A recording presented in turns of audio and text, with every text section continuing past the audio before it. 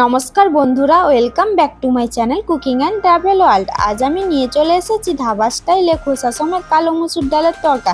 এই কালো মুসুর ডালটি আমার বাড়ির চাষের, এটি আপনারা অ্যামাজনে পেয়ে যাবেন। আপনারা তো বিভিন্ন ডালের তরকা খেয়েছেন বা খেয়ে থাকেন, কিন্তু আপনারা কখনো খোসা সমেত কালো মুসুর ডালের তরকা খেয়ে দেখেছেন? চলুন আজকে আমরা কালো মুসুর ডালের তরকা বানিয়ে দেখাই। মুসুর ডালে প্রচুর পরিমাণে পুষ্টিকর উপাদান পাওয়া যায়, তা আপনারা সবাই জানেন। মুসুর ডাল শুধু সুস্বাদুই নয়, এতে রয়েছে প্রচুর প্রোটিন এবং অ্যান্টিঅক্সিডেন্ট। সবার প্রথমে মুসুর ডালটাকে আমরা প্রেসারে সিদ্ধ করে নিয়েছিলাম। এই রেসিপিটি বানাবার জন্য একটা প্লেটে নিয়ে নিয়েছি টমেটো, কিশমিশ, রসুন, আদা, লঙ্কা, ধনেপাতা এবং পেঁয়াজ কুচি। এবার আমি কড়াইতে অল্প পরিমাণ সাদা তেল দিয়ে দুটো ডিমের ভুজিয়া বানিয়ে নেব।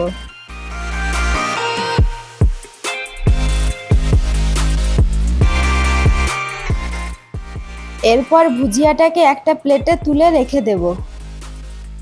তরকা বানাবার জন্য আমাদের আগে মশলাটাকে কষিয়ে নিতে হবে। তার জন্য কড়াইতে দিয়ে দিচ্ছি পরিমাণ মতো সরষের তেল। তেল খুব ভালো মতো গরম হলে ওই তেলে দিয়ে দিচ্ছি আদা রসুন কুচি। আদা রসুনটাকে হালকা ভেজে নেওয়ার পর পেঁয়াজ কুচি দিয়ে দেব। এখানে আমি পেঁয়াজটা খুব বেশি ভাজবো না, পেঁয়াজটা হালকা বাদামি কালার চলে আসলে এরপর টমেটো কুচি দিয়ে দেব।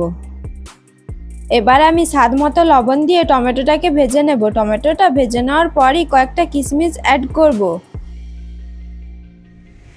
কিশমিশটাকে হালকা ভেজে নেওয়ার পরই কয়েকটা কাঁচা লঙ্কা কুচি অ্যাড করব।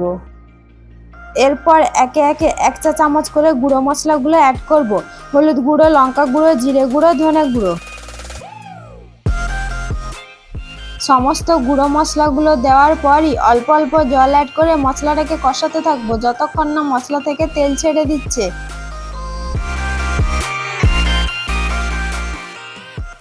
মশলাটা আমার কষানো হয়ে গেছে। এবার আগে থেকে সেদ্ধ করে রাখা মুসুরের ডালটা দিয়ে নাড়াতে থাকবো এবং সামান্য জল অ্যাড করব।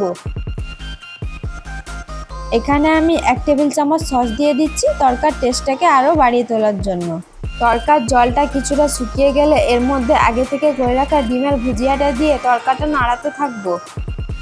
অতঃপর আমরা তরকা মশলা এবং গাওয়া ঘি দিয়ে তরকাটা একটু নাড়িয়ে নিলেই আমাদের তরকার প্রিপারেশন শেষ হয়ে যাবে এবং সবার লাস্টে ধনেপাতা দিয়ে সাজিয়ে সার্ভ করে দিলেই চেটেপুটে তরকার থালা শেষ।